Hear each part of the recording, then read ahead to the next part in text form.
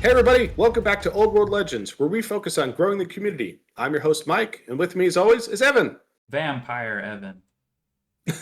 That's right. So we're going to dive right in. We're continuing our series where we're looking at all the different army factions and looking at, now that we've got a couple events under our belt, played a whole bunch of games ourselves, seeing how the community is responding to the 1.5 updates. So let's talk about today vampire counts and how we really see 1.5 shaking out with them.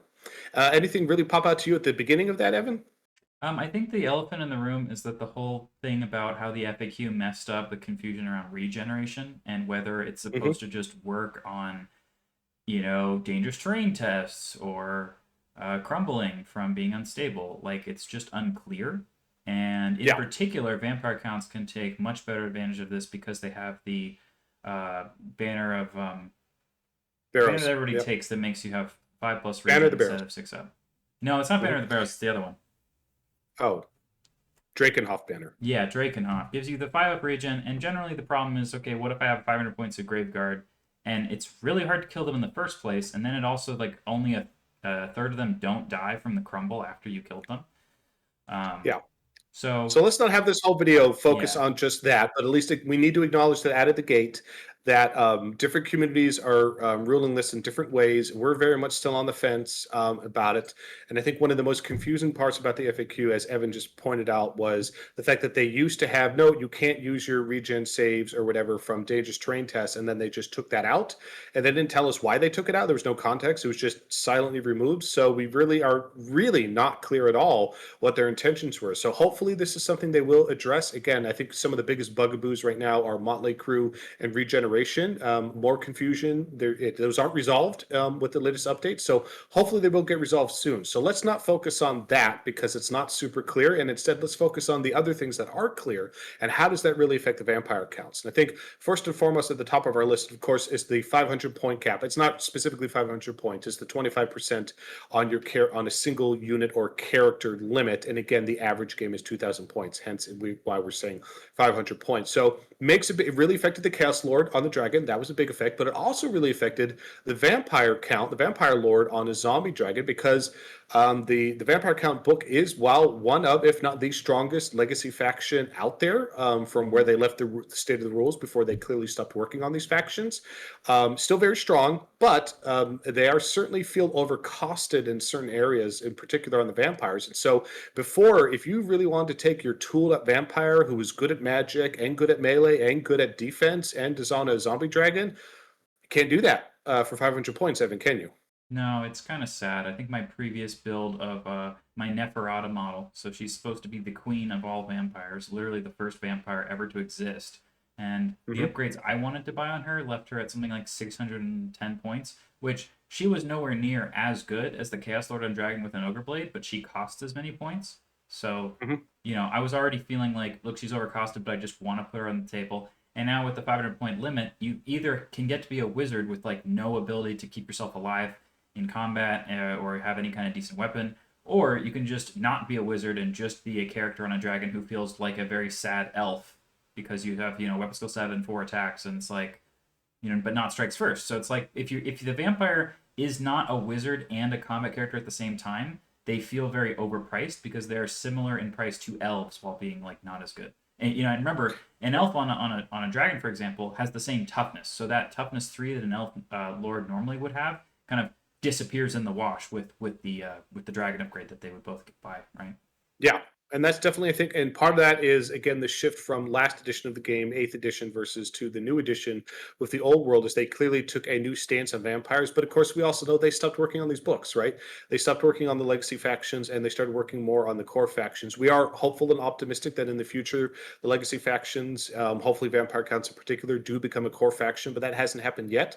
We're talking about them in the current state today. And the current state is they did reduce the profile, the output of the vampires. And previous editions, basically, the vampires had the best stats of a non-monstrous character in the game. As now the Chaos Lord has those best stats. So, but thematically, we still always want to see that melee vampire who's also a wizard in some kind. And there's been different permutations of that over different editions, but it's very hard to make that work in the current edition with the state of the vampiric powers themselves and the state of them being a wizard, and again not having all the inherent benefits you would expect of wearing armor and casting spells that just are absent from the book. Again, different communities out there have addressed this with their own kind of legacy faction rules updates. We have our own legacy errata as well, but again, we're more conservative in our approach. We try to tweak as few things as possible while still making the list valid. So, and I think the other thing is the new AOS model is so amazing. That Yeah. zombie dragon is wow. Talk about a centerpiece model. I blow anybody away. Even the people who, again, there are loads of people, Evan included, who love the old models from fantasy back in the day. That new zombie dragon is so good. Everybody's like, wow, I just want to sit down at the table. And I think we still will, of course, but again, it's going to be a little bit more challenging than it was before. And I think we're going to see players are going to either need to focus on this vampire character is melee or this vampire character is defense. And they just take a great weapon, right, instead, similar to like Black Orc or other characters out there. And they don't really have the points to really beef up their vampiric powers or their magic prowess. So I think that's inherently where this is going to shake out. But time will tell, and we'll find out. Yeah. All right, so move down the list. Screams are still good. They've always have been good. And again, they used to be kind of the terror, no pun intended, of the old world, if you will. But the biggest difference is Screams stopped becoming the end all be all when so many more units, in particular the Bretonnian army, got their one of their arcane journal list with the whole knightly force had veterans. So once you started having huge number of units just being able to reroll their leadership tests, the effectiveness of the Scream dropped significantly. Also, many communities out there, including our own, have addressed the Scream, so it can't just always scream from anywhere to anywhere at any given time, and put some additional restrictions on them, which seems to be a lot more healthy state for the game. So Screams are still good, as they always have been, but if you run into those counter armies or those counter units, suddenly they're just not going to work, and they're not as effective. So what's the biggest difference we see between 1.5 versus before is we're going to see much larger bricks of infantry, and we already are seeing much larger bricks of infantry out there. So before, if you got a good Scream off versus a 5-man or an 8-man heavy cavalry unit, it's like, yes, you really just cut, killing 2 or 3 or 4 models in that could cripple that unit, massively reduce its effectiveness. Now that you're beginning to see much larger blocks of infantry, suddenly, doing 2 or 3 wounds to them, even on a Black Orc unit or something else, or, or equivalent very tough unit, it's just not going to have the same effect, right? So still effective, still good, but it's not as dangerous for what we're going to see the meta shift to, is our prediction. That's true, but at the same time, the Banshees were incredibly terrified of the other person having Pillar of Fire.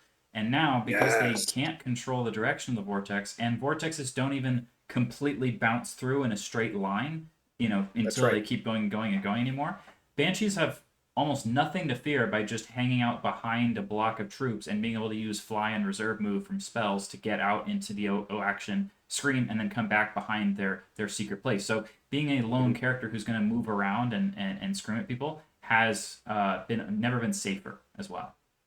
Yeah, that's an excellent point. Pillar of Fire was the anti-Banshee solution. It was so effective at killing them because they only have a couple wounds. So if you hit them with it, bam, they're pretty much toast.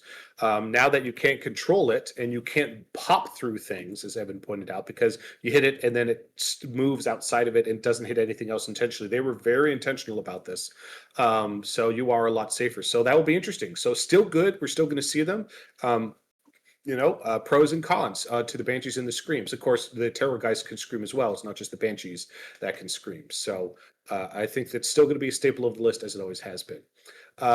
Probably maybe the other, maybe not pink elephant in the room, but the obvious thing is Graveguard were already great before, and now they're even better. And in fact, one could argue that they might be the most cost-effective elite infantry in the game, simply because of all the buffs that can be put on them and the fact that you can bring them back. They were already fairly durable before. You take a big brick of 30, Graveguard, and you take the defensive profiles and you find through spells or magic items to increase their weapon skill. But now they have parry, right? Mm-hmm. And so now their armor save is even better. Um, and now they have more combat resolution by being those. So that means if they lose combat from that big brick of Pegasus Knights that charge them, they'll lose models by a lot less.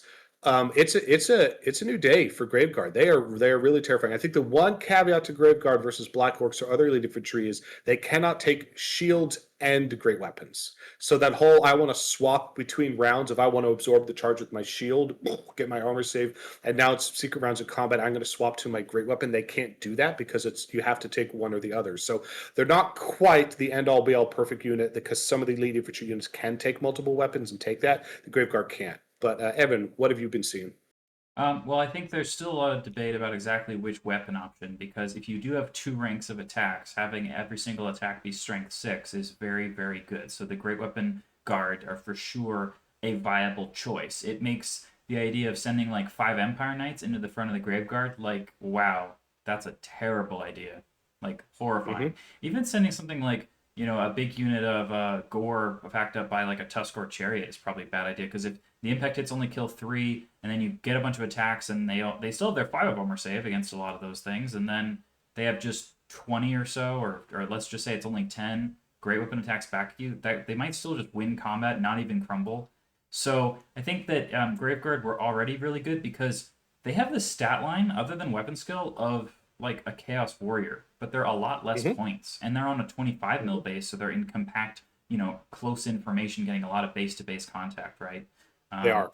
I think that I really think that it just depends on what you want to do. I think the great weapon guys are better if you have a really powerful like level 4 wizard who's gonna be take Scepter of Dana Row and try to heal up all the guys that died in the previous round and just grind through people. And then the hand weapon shield are an incredibly strong anvil that just says you will never kill this unit ever, right? Because the parry Yeah. save doesn't even have any conditions about like flanking or rear. Like if you go in the rear, they still get to parry you.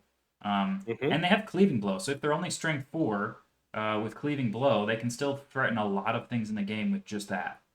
So Yeah. Really, really good things to think about. And I think the biggest yeah, difference we're going to see before too is you would see that one unit taken as a core unit. You're right, for the core selection slot. And it was just one. It was one anvil unit in the center of the army. I think now suddenly a list where you're taking them at multiple units, 2 or 3 units. So you're taking them in special slots. I think is something we're going to start seeing as well. Also, doesn't hurt that there's the awesome new AOS. They're not Graveguard, but they are Graveguard models as well. If you haven't built them before, or if you love the new models, they look very similar, but they sure are cool.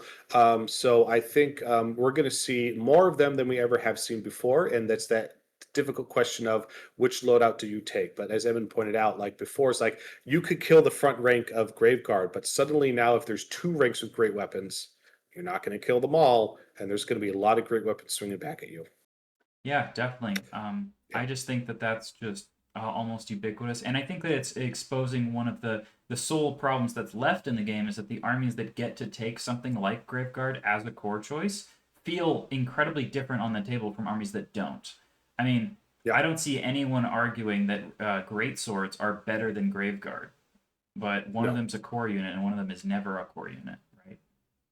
Yeah, it is definitely that is one of the it's standing out more and more as this edition has progressed, and as we see the 1.5 updates, the units that can take an elite infantry as a core versus the ones that can't. But still, for most of the armies, we're still seeing people only wanted taking one of them because the sheer number of points they still cost. But I think Graveguard are the first time we're like, you know what? We really should be considering taking 2 of these bad boys.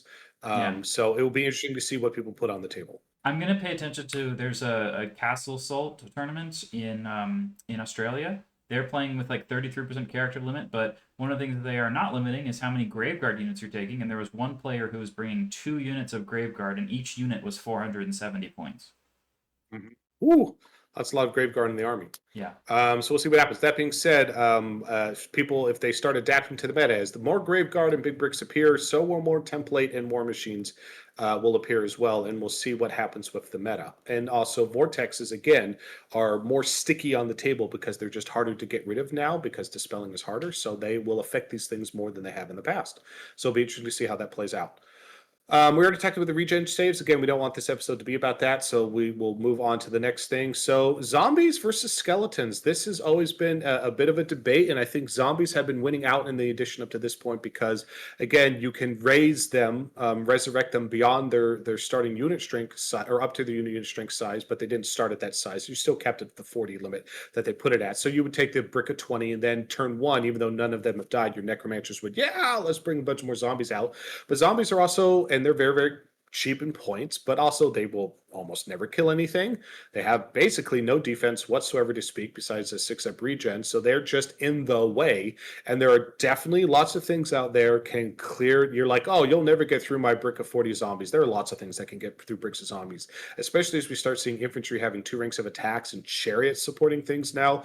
People are going to chew through them. So it might be worth taking a second look at the skeleton horde. I think one of the challenges, though, with the skeleton horde, I'd love them. I'd love to see more of them on the table. They do get armor. They do benefit the parry saves. Guess what? Zombies don't get to benefit from they don't have shields. So zombies aren't going to get to benefit from that. So the skeletons do, but there are 5 points for weapon skill too. So what do you think, Evan? I just think that if you have either of them, you can run either of them. The Skeleton Horde has the ability to have a champion, so it makes you more immune to the idea that a single character can charge into this unit and actually win combat, which is a relatively viable strategy, especially if we're sticking to a 40 or 50% character limit. I think there's going to be more often times where, let's just say a Shugenkin General, for example, is a really cheap monster-mounted lord. That guy can do no worries about charging a zombie brick, but is very scared about charging a skeleton brick. So that's a good thing to think about is what do you need this unit to do? If you want a single unit to just sit on your objective and then not get pushed around by individual characters, then the Skeleton Horde technically is better for a similar number of points. Again, a 4+ armor save from just light armor, shield, and parry is better than no armor save at all. And Skeleton Hordes can be, just the unit can be over 40 man strong. So when you're resurrecting and you're just only getting pushed back 2 inches.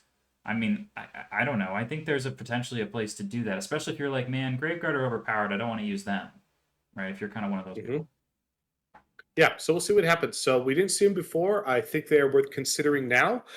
So we'll see what people put on the table. But again, if you can get up, that 4+ save is nothing to sneeze at. That's pretty decent. 5 points, but again, you still can also resurrect them back. You can't resurrect them past their starting strength, but you can still field bricks of skeletons at a very large unit size. So you could still start at 40 or 50 even. And so it will be interesting to see, are zombies the best option if you just invested those points into large bricks of skeletons that are absolutely more durable? So I don't know. We'll see what happens. Plus, I just love seeing bricks of infantry on the table. They just look super cool. Okay, kind of the next debate out there is where are Blood Knights today versus where are Black Knights? And I think we know we never saw Black Knights before. People always just take Blood Knights. They were their auto take, and I think particularly because their stat profile is not only so good, that they can also be more independent because they can march on their own, being vampires with the special rules. And Black Knights, while more cost effective in terms of they're cheaper in points, and they still hit pretty hard. They have the same number of wounds, but they don't have the 2 attacks, right? And Black Knights can't do that marching on their own. So and they don't have the full plate that you can take the Blood Knights. But when you upgrade the Blood Knights with full plate, with the lances and all the things, the unit gets very, very, very expensive. But you could resurrect them if you could keep your Necromancer close enough by to bring them back. Suddenly, like, hey, I bring, my level. If you're a level 4, I'm bringing 4 back, and they're each almost 50 points apiece. Like I just resurrected 200 points. Pretty powerful combo. Again, not always the easiest thing to do. Especially if you had your Necromancer hanging out on the Mortis engine or on other things, and you wanted to send your Blood Knights around on the flanks. You had to keep them closer to your Necromancer in order to be able to pull this combo off. And often you'd be able to do it the first turn if a War Machine was going to hit you, but then the Blood Knights go out and now they're too far away, and suddenly you're not going to be able to do it the turn 2 and 3. So there was definitely a lot of give and take there. But also keep in mind, taking those level 4 Necromancers and level 4 Wizards is not an auto at this point. So before it's like, yep, I'm taking my level 4, I'm plopping them on the Mortis engine, I'm getting the +5 to cast, I get the better resurrection. You're going to double, triple down on that Necromancer. Now with the changes to the magic system, you're really like, is taking the level 4 an auto take at this point? Should I be putting him on the Mortis engine? Should I be really looking at those level 1s and level 2s for more efficiency? As soon as you start doing that, then you have the bigger choice with vampire counts that other armies don't have, besides Tomb Kings, of am I focused on magic defense, magic offense, or resurrection? And it's hard to, do you want to triple down and focus on all 3 of those things, but you can't be everywhere at once. What do you think, Evan? Well, I think it's I just don't like the Black Knights even more now because a Black Knight is the same thing as a Grave Guard, except he's like 14 more points per guy. And when you have the Hand Weapon Shield Grave Guard, they already have a 3+ armor save. So the Black Knights don't have a better armor save, and they don't have counter charge, and they don't have drilled, and they can't march on their own. So like they have like 2 extra inches of movement. It's kind of where I'm at. So I think that the Blood Knights are just as good as they've always been. It's just that other things are now less bad, really. So charging in the Blood Knights, getting to have a lot of attacks into infantry is cool, but they might actually still just beat you in combat, especially if, for example, the unit you're charging is Graveguard. I think that a Hmm. Blood Knight versus Graveguard matchup, the Graveguard probably just win, which is a Hmm. bit insane. Um, so it's a questionable as to whether you want a 500-point brick of Blood Knights to try to get points back with, and also try to deny the points of getting them all killed. I think that's a really Hmm. cool unit. I mean, having drilled on heavy cavalry is just super fun. Phenomenal. Yeah, Yeah. so I super duper like it. I just think the question is really Blood Knights versus Graveguard. Yeah, and I think that's a different and new choice, but they are still, in terms of elite heavy cavalry, they are still one of the top three in the game without question. We're still going to see them a whole bunch, but it's no longer. I think the Evans point is not an auto take anymore. It was pretty much an auto take before. I don't think it is now, not because they've changed, but because other things have become more viable options now, and now that we're focused more on objective gameplay and it's just a different game, right? It really is a meta reboot. So I think that we're going to have to reevaluate: does this make sense?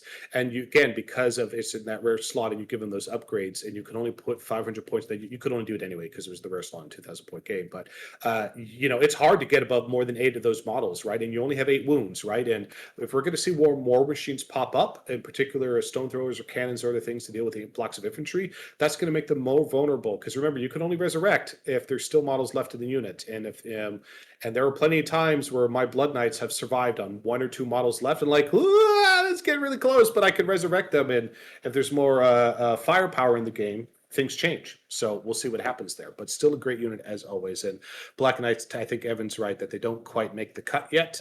Well, In the fact that Graveguard are better, yeah. it just makes To it harder to to find a reason to argue take against them. myself a little bit, the one time that I consider having the Black Knights is if you're going to have them as your core unit and then have an army that's almost like Warriors of Chaos, where you have like all cavalry, right?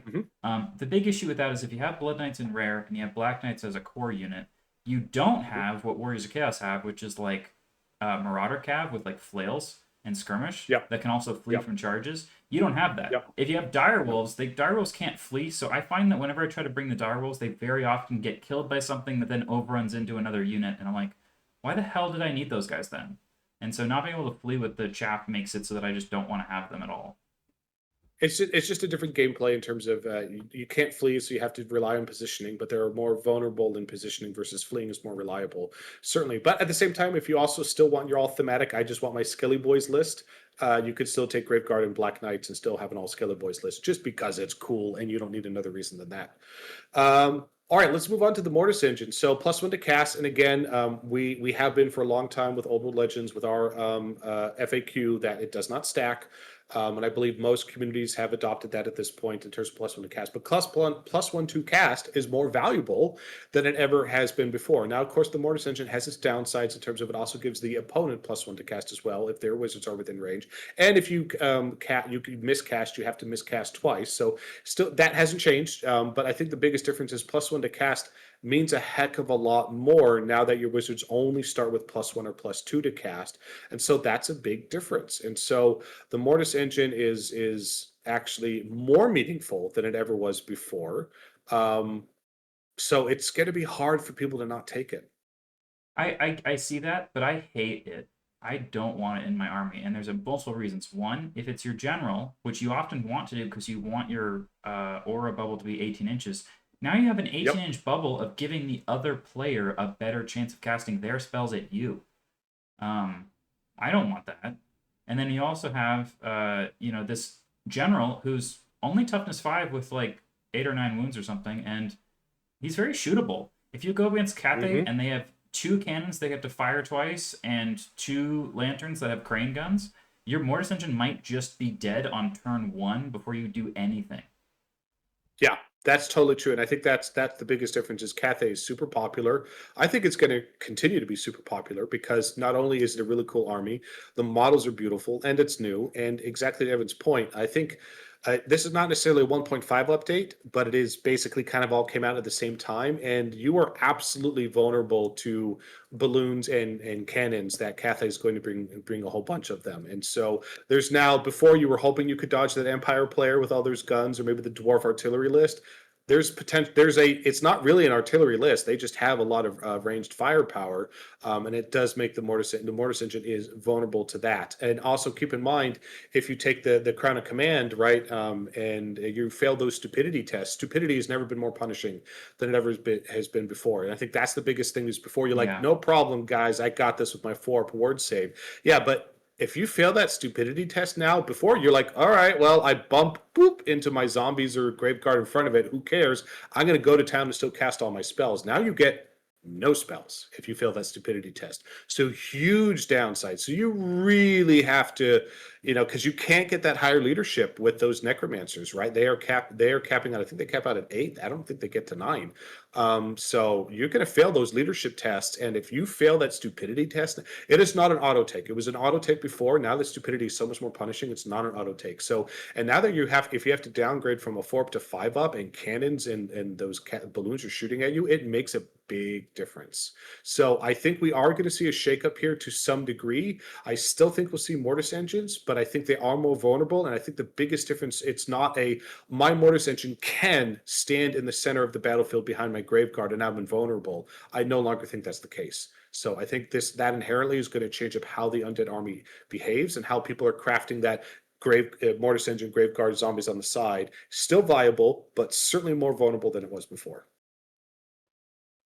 All right, let's talk about level 1 wizards and vampires. So I think this is one of the things before is that, the book certainly encourages you with things like corpse carts and other things and vampires that start as level 1 to, hey, I have level 1 wizards. But before 1.5, who cares? They could never get anything off. There was no point because they would just get auto dispelled by a level 4 that would just dunk on them. See you later, vampire. Poof, get out of here, right? It was never going to happen. So, but now that they're only getting the difference of +1 to cast versus +2 to dispel, these are suddenly there's a lot of level 1 wizards actually in the vampire count list, and they're totally viable to cast things now. Now, I encourage you to not just chase that holy grail, doppelganger, combo with the vampire in combat. It's just so rare to get off, and it's harder to cast than ever before. Now that you have less to cast, even if you want to boost your vampire's power level, but I encourage you to look for other spells, look for other combos, look for those fear bomb lists, look for the other lores, think about other ways, think about buffing your units and things with these level 1 wizards that are totally viable to do now, so you don't have to put all your eggs in the basket of one ultra wizard in the center of your army on the Mortis engine. Now you might be looking at, yeah, I actually could take a level 1 vampire here or a level 1 necromancer over here and have several wizards in the army versus one that you put all your points into.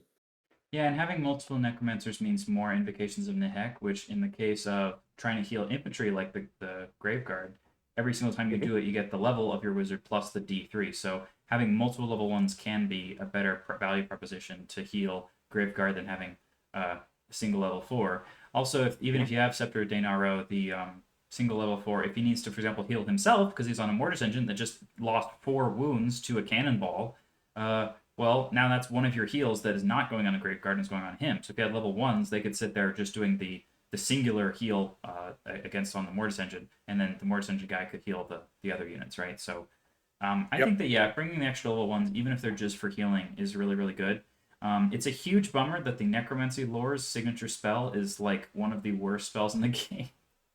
The Dwellers Below, very sad. But your signature spells from your faction are amazing, so don't fret about that. And a lot of them have a low casting value and then a bubble from high casting. So a level 1 with only +1 to cast or +2 from a Mortis engine nearby can do a great value from just saying, maybe I'll get Hellish Vigor on my big unit of Graveguard, right? Yeah, and I think Evan's exactly right in terms of focus on those signature spells, because that was actually one of the downsides of double tripling down on that level 4 before is you only get one of your signature spells. You can't take more than one signature spell. So you would have to choose, do I want Hellish Vigor or do I want Van Helsdon's Macabre, right? What do you want? Or Raise the Dead. Now that if you can spread that out across multiple level 1s or level 1s and level 2s, you now can get more no bites of the apple at those signature spells, which are some of the best signature spells in the game, or the Vampire Count signature spells. So I think there are new combos there and new opportunities that really weren't viable before because of the level 4 just dunking on you, and I think they're absolutely viable now, which is great to hear. And then last on the list, let's talk about our Vargheists and our Crypt Horrors. We didn't see a ton of them before. Our Monstrous Infantry, which we loved them so much, but we didn't see them a whole bunch before, and we're probably not going to see them a lot more going forward after 1.5, are we, Evan? I mean, I don't know. I might try it, but they're kind of just sad because they don't get any of the bonuses that other infantry units get. They still don't have the bonuses that like cavalry or monsters get. Vargheists have frenzy, which for a flying skirmisher unit makes them almost impossible to control. You're basically just Yeah. hiding them behind your own lines until at one point or another, either you get flanked and then they have to charge something that could try to get behind you, or you throw them like an absolute grenade at the enemy and just hope that whatever's still in their line of sight is fightable on the next turn. Because Yeah. if I just Yeah. fly them behind my enemy's lines, that can be really scary. Except if they move all of their units, past a forest, so I can't see the thing I want to charge, and now the only thing to charge left is, oh, it's a hell cannon, and the hell cannon's just going to eat me alive, actually, or something. Mhm. And Yeah, and that's so again, this isn't specific to Vampire Counts. Monsters Infantry feel like a missed opportunity that while infantry feels so much better than before, Monsters Infantry, Trolls, Minotaurs, Ogres, Vargheist, Crypt Horrors, Monsters Infantry in the game didn't feel great before. They didn't get nerfed, but they feel worse now that infantry is so much stronger. We are hoping that this is something GW looks at in the future and improves Monsters Infantry, because we'd love to see them on the table, but for their output, their vulnerability, and how much points they all cost so many points. We're just not seeing them, and we would love to see them because they're really cool models and they're very thematic, and definitely love to see them more of them hit the table. All right. Anything else for Vampire Counts, Evan, before we move on to the next army? nope. All right, so that will wrap it up. So again, Vampire Counts was great before. They're still great with 1.5. There are definitely going to be some shakeups here with your spells, your necromancers, your vampire dragons, the points limits, Graveguard. It will be exciting to see what comes out there. I would think we are going to see some new combos that we didn't see before, in particular with Graveguards, skeletons, and different things. And I think more character points being spread out rather than being so centralized on the Mortis engine and the zombie dragon. So I'm curious what new combos we're going to see. Hopefully we see some of those points spread out. All right, Evan, any last closing words, sir? Just that everyone out there needs to stay legendary. All right, we'll see you all next time. Bye.